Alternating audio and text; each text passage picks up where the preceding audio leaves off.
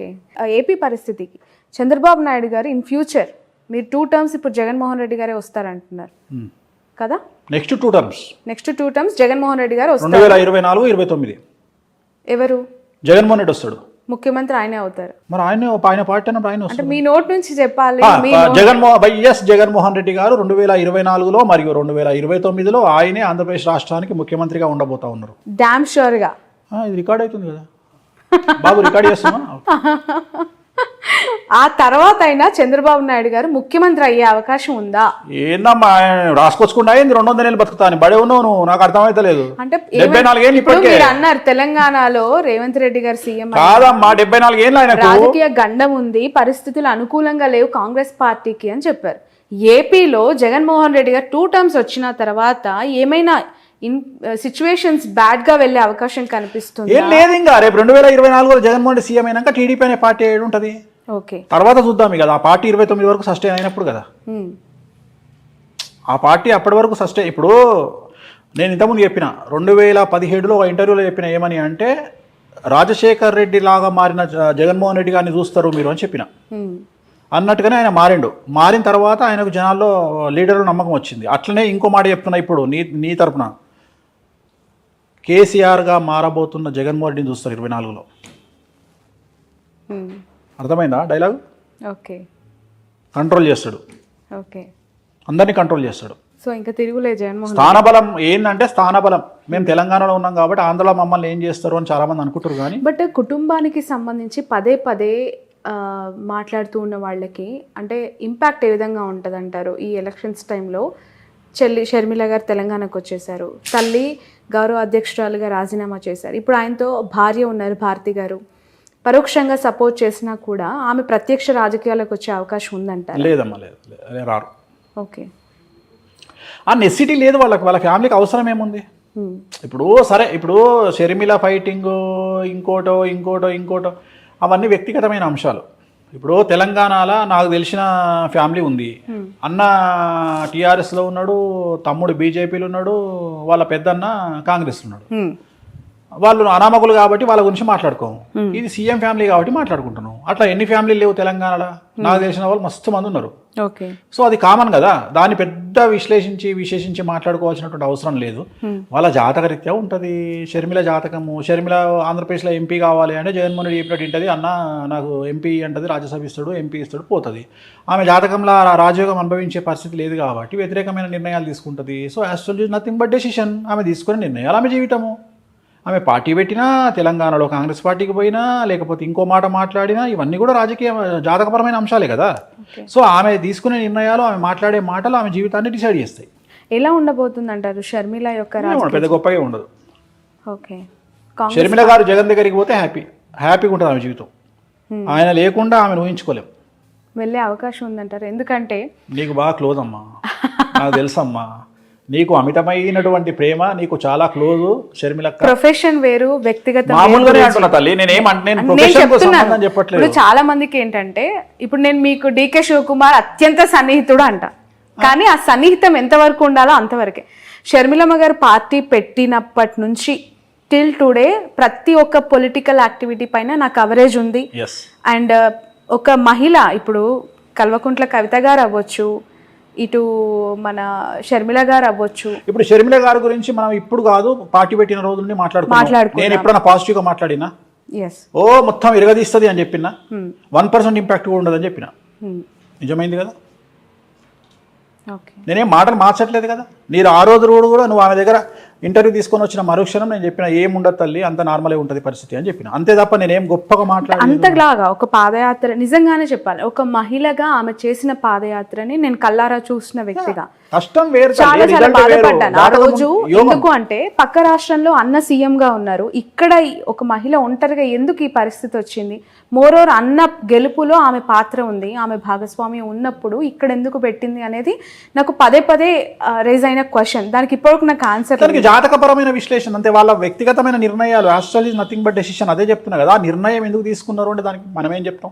ఇప్పుడు మన గ్యాప్స్ అనేవి ఉన్నాయంటారా? ఖచ్చితంగా నాకు కుటుంబం పట్ల అవగాహన లేదు, వ్యక్తిగతమైనటువంటి అంశాల జోలికి నేను వెళ్ళను. నేను జాతకపరంగా మాట్లాడతా. నేనేమంటా, ఇదే షర్మిల గారు నా దగ్గరకు వచ్చి, అనిల్ గారు నా దగ్గరకు వచ్చి, ఏమండి ఒక మాట మాకు ఒక ఐడియా అడ్వైజ్ ఇవ్వండి అంటే, ఎంబడే మీ దుకాణం బంద్ చేసి జగన్ గారిని కలవండి అని చెప్తా.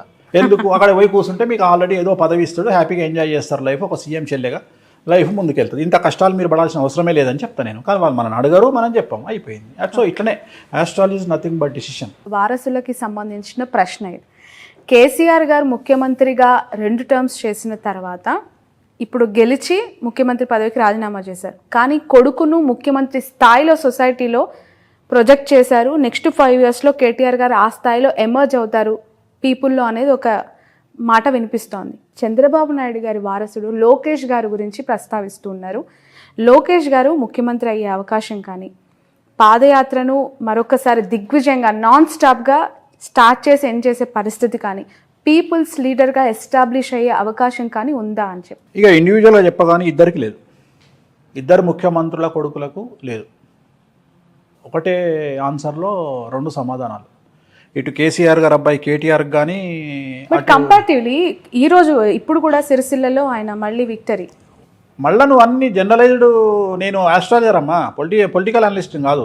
పొలిటికల్ ఆస్ట్రాలజర్ అనొచ్చు, పొలిటికల్ ఆస్ట్రాలజర్ అను, కానీ పొలిటికల్ అనలిస్ట్ కాదు. పొలిటికల్ ఆస్ట్రాలజర్ గా చెప్పండి. ఇప్పుడు 3 సార్లు ఆయన ఎమ్మెల్యేగా గెలిచారు, దిగ్విజయంగా మంత్రి పదవులు అనుభవించారు. ఇప్పుడు సరే ఓకే, ప్రతిపక్షంలో కూర్చుంటారు, వేరే విషయం. కానీ నారా లోకేష్ గారికి సంబంధించి అసలు ఎమ్మెల్యేగా గెలుస్తారా అనే ప్రశ్నకు ఆన్సర్ ఏంటి?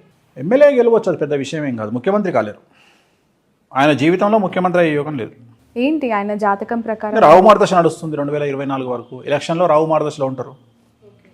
ఈ ఎలక్షన్లో ముఖ్యమంత్రి అయ్యే యోగం లేదు. ఎట్లాగో లేదు. మీరు 2 టర్మ్స్ జగన్మోహన్ రెడ్డి అన్నారు.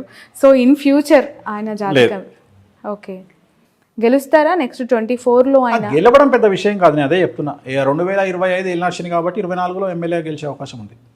ఎమ్మెల్యేగా మంగళగిరి నుంచి. మంగళగిరి పోటీ చేస్తాడా ఇంకోటి మనం డిసైడ్ చేయలేం కదా. చాలా మందికి అర్థం కాని ఒక క్వశ్చన్, $1 million ప్రశ్న. చంద్రబాబు నాయుడు గారి అరెస్ట్ విషయంలో మీరు ఇందాకన్నా జూనియర్ ఎన్టీఆర్ ఎందుకు స్పందించలేదు అని చెప్పి, మీరేమనుకుంటున్నారు గురూజీ? అంటే ఎందుకు అంత సైలెంట్గా ఉండాల్సి వచ్చింది ఆయన? తన కెరియర్ మీద తనకున్న నమ్మకం, తనకు రాజకీయంగా కంటే సినిమా ఇండస్ట్రీ పరంగా తనకున్న నమ్మకం, ప్లస్ తిరుమల తిరుపతి దేవాలయంలో నేను వాళ్ళ అమ్మగారు కూర్చొని మాట్లాడినప్పుడు నన్ను ఒక ప్రశ్న అడిగారు ఆవిడ. ఎన్టీ రామారావు బర్త్ విషయంలో, జూనియర్ ఎన్టీఆర్ బర్త్ విషయంలో ఒక పెద్ద సమస్య ఉంది, ఆ సమస్య తెలియకుండా మీరు మావాడి జాతకాలు బాగా చెప్తున్నారు, ఎటా చెప్తున్నారు మీరు అని అడిగింది. ఆ సమస్య ఏందో నాకు తెలుసు తల్లి, ఇది సమస్య అని చెప్పిన. అనగానే షాక్ అయింది ఆమె. పెద్ద ఎన్టీఆర్ గారికి తప్ప, నాకు తప్ప, బాబుకి తప్ప, ముగ్గురికి తప్ప 4వ వ్యక్తికి తెలియదు, మీకు ఎట్లా తెలుసు అన్నది. నాకు తెలుసమ్మా అన్న నేను. ఆయనది మఖా నక్షత్రం, జూనియర్ ఎన్టీఆర్ది మఖా నక్షత్రం, జయలలితది కూడా మఖా నక్షత్రం, ప్లస్ ఆయన మంచి యోగంలో పుట్టిండు జూనియర్ ఎన్టీఆర్. కానీ ఆయన రాజకీయాల్లోకి రావడానికి టైం ఉంది. నేనే వాళ్ళ అమ్మతో అన్నది ఏంటంటే 2030 వరకు రాజకీయాల్లోకి రానియకండి బాబుని అని చెప్పిన. ఓకే, సో మీ సలహా అనమాట. నేను చెప్పింది అయితే వాళ్ళ అమ్మగారికి చెప్పిన మాట, తిరుమల దేవాలయంలో చెప్పిన మాట, హుండీ లెక్క పెడుతుంటే పక్కన నేను మాట్లాడింది, వైకుంఠ ద్వారం పక్కన కూర్చున్నప్పుడు దర్శనం అయిపోయిన తర్వాత ఆమెను ఆ దేవాలయంలో మాట్లాడిన సందర్భంలో 2030 వరకు జూనియర్ ఎన్టీఆర్ రాజకీయాల్లోకి రాకుంటే బాగుంటుంది, 29 ఎలక్షన్లకైతే వద్దు అంటే 29 ఎలక్షన్ల వరకు ఎన్టీఆర్ గారు రాజకీయ అరంగేట్రం చెయ్యరు, కన్ఫర్మ్. ఓకే వేణుస్వామి గారు, మనం చాలా జంటలు విడిపోవడానికి చూస్తున్నాం. పెళ్ళంటారు, వచ్చి పత్రిక ఇస్తారు, ఒక 6 నెలల తర్వాత విడాకులు అంటూ ఉంటారు. మీరు కూడా చాలా సెన్సేషనల్ న్యూసెస్ చెప్పారు వాటి పట్ల. ఎందుకు పెళ్ళిళ్ళు నిలబడట్లేదు? అవి పెద్దలు కుదిర్చిన వివాహమైనా, ప్రేమ వివాహమైనా, మీరు గతంలో చెప్పారు లాస్ట్ ఇంటర్వ్యూలో సమంత నాగ చైతన్య యాస్టిస్ జరిగిందని. ఇప్పుడు మళ్ళీ కొత్తగా మ్యారిటల్ లైఫ్లోకి వచ్చిన జంటలు చాలామంది కూడా విడిపోయారు. బట్ ఆఫ్ ద రికార్డ్ నాకు చాలా చెప్తూ ఉంటారు. కానీ కొన్ని సెలబ్రిటీ జాతకాలకి సంబంధించి ఏం చెప్తారు? ఉదాహరణ ఇంకొక సెన్సేషనల్ కపుల్తో తీసుకుందాం. సో కొత్తగా పెళ్ళైన లావణ్య త్రిపాఠి అండ్ వరుణ్ తేజ్. సో ఆ ఇద్దరు జాతకాల్లో గురువు శుక్రుడు నీచంగా ఉన్నాడు కాబట్టి నాకు తెలిసి వాళ్ళు కూడా రేపు పొద్దున ఫ్యూచర్లో కలిసి ఉండే అవకాశాలు లేవు. సో ఏమైపోయింది అంటే, నేను ఇట్లా చెప్పంగానే వీడికి ఏం పని లేదా, పాట లేదా, వీడు పెళ్ళిళ్ళు చేసుకుంటుంటే డివోర్స్ అని మొత్తుకుంటుంటే వీడికి పిచ్చి లేచిందా అన్నట్టు అయిపోయింది. నేనేం చెప్తున్నా అంటే, ఈ పెళ్లి చేసుకొని విడిపోవడం కంటే చేసుకోకుండా తగలడంట్రా అని నేను చెప్తున్న పాయింట్.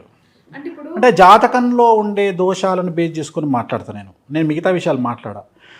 అరేంజ్డ్ మ్యారేజ్ కానీ లవ్ మ్యారేజ్ కానీ 10 పెళ్లిలలో 8 పెళ్లిళ్ళు విచ్ఛిన్నమవుతున్నటువంటి సిచ్యువేషన్లో మనం ఉన్నాం. అందుకనే శాస్త్రం చెప్పేటప్పుడు దేశ కాలమాన పరిస్థితులు అంటాం మనం. తెలంగాణలో ఇండియాలో ఉన్న కుజదోషం అమెరికాలో ఉండదు, ఆఫ్రికాలో ఉండదు.